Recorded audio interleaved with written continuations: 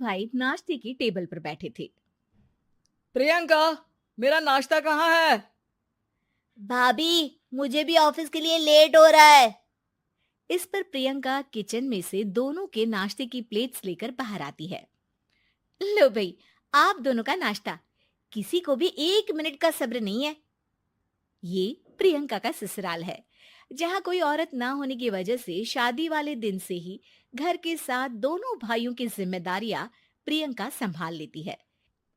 दोनों भाई शांति से नाश्ता कर रहे होते हैं कि अंकुश अपने भाई की प्लेट से पराठे का एक टुकड़ा उठा लेता है। आपको पता है ना, मैं खाना शेयर नहीं करता, फिर भी मेरी प्लेट में से खाना जरूरी है क्या? अरे हद हो गई है, मुझे नहीं खाना अब। अंकुर गुस्से में नाश्ता छोड़कर टेबल से उठ खड़ा होता है। अरे, ये कैसा बिहेवियर है अंकुर? एक टुकड़ा ही तो है। एक हो या आधा, मुझे भूख लगी है तो ये सिर्फ मेरा ही है। उसे भी किसी के साथ शेयर करने बैठा तो भूखा नहीं रह जाऊंगा। अरे बाबा ठीक है, अब इस पर भी लड़ाई। दूसरा बना देती हूँ, पर प्लीज ऐसे खाना बीच में छोड़कर मत जाओ। इससे अन्न का अपमान होता है। ओ प्लीज भाभी, ऐसी कोई चीज होती ही नहीं है। आपके पास पैसे हैं, खरीदो और खाओ। अगर नहीं खाया जाए तो फेंक दो। अरे दुनिया में सब यही करते हैं। अंकुर बैग उठाकर ऑफिस के लिए चला जाता है, जिसके पीछे उसका बड़ा भाई मायूस सा घर में खड़ा रह जाता है। जिसने बचपन से सोने की चम्मच में खाया हो, उसे दुनिया के बारे में क्या पता होगा।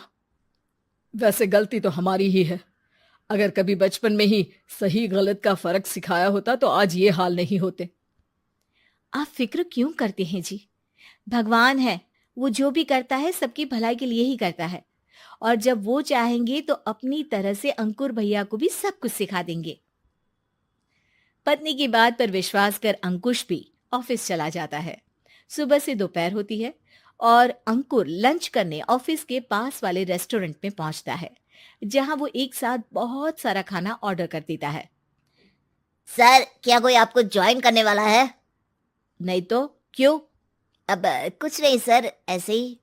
वेटर चला जाता है और कुछ देर में अंकुर का ऑर्डर लेकर वापस आता है, जिस पर अंकुर सब डिशेस में से थोड़ा थोड़ा खाकर बाकी ऐसे ही छोड़कर बिल देकर चला जाता है।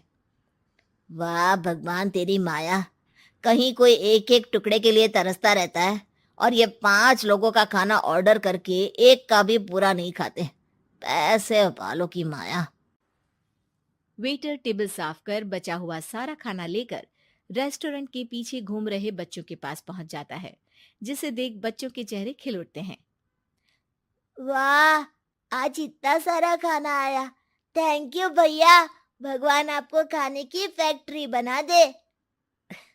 अगर ये फैक्ट्री मेरी होती तो तुम लोगों को कभी किसी का झूठा बचा हुआ खाना नहीं खाना पड़ता। चलो तुम लोग खाओ, पर ध्यान रखो किसी को पता ना चले, नहीं तो मेरी नौकरी चली जाएगी। इसी के साथ दिन बीतता है और रात को दोनों भाई एक साथ घर पहुंचते हैं। कुछ देर में सब डिनर करने बैठते हैं, जहां अंकुश अंकुर को समझाने की कोशिश करता है। अंकुर, अगर हमें लाइफ में सब कुछ मिला है, इसका ये मतलब नहीं कि तुम उसका गलत फायदा उठाओ, बल्कि तुम्हें उसकी मदद से दूसरों को भी मदद करनी चाहिए। भैया, जिनके पास नहीं है उनकी वजह मैं तो नहीं ना। और ऐसे बहुत लोग हैं जिनके पास सब कुछ है।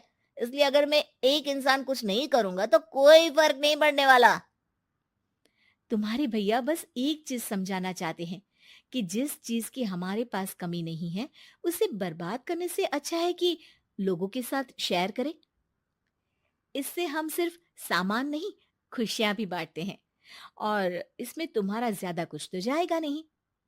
भैया भाभी की बात सुन अंकुर कुछ बोले बिना उठकर चला जाता है। इसी तरह दिन बीतते रहते हैं, जिसमें अंकुश और प्रियंका कोशिश तो बहुत करते हैं, पर अंकुर पर किसी भी चीज का कोई असर नहीं पड़ता। एक दोपहर अंकुर सैंडविच खाते हुए सड़क के किनारे चल रहा होता है। तभी उसकी नजर आइसक्रीम वाले पर पड़ती है और वो सैंडविच सड़क किनारे फेंक आइसक्रीम खरीदने पहुंच जाता है। अब इसे कहते हैं जिंदगी का सुख। जैसे ही अंकुर आइसक्रीम लेकर पीछे मुड़ता है तो एक आदमी को सड़क से वही सैंडविच उठाते हुए देखता है। वो आदमी बहुत कमजोर, गरीब जैसे बहुत दिनों से खाना ना खाया हो वैसा लग रहा था। अंकुर उसके पास जाकर खड़ा हो जाता है। उसे देखकर आदमी सैंडविच अंकुर की तरफ कर देता है। आपको भी खाना है क्या?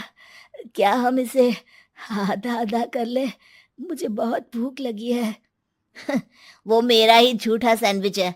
तुम दूसरा खरीद कर क्यों नहीं खा लेते? इसे क्यों खा रहे हो? अरे भैया, अगर खरीदने के पैसे होते तो 4 दिन से भूखा नहीं घूम रहा होता। हैं? क्या? तुमने 4 दिन से कुछ नहीं खाया, फिर भी इस आधे सैंडविच को मेरे साथ बांटने के लिए तैयार हो गए? क्यों?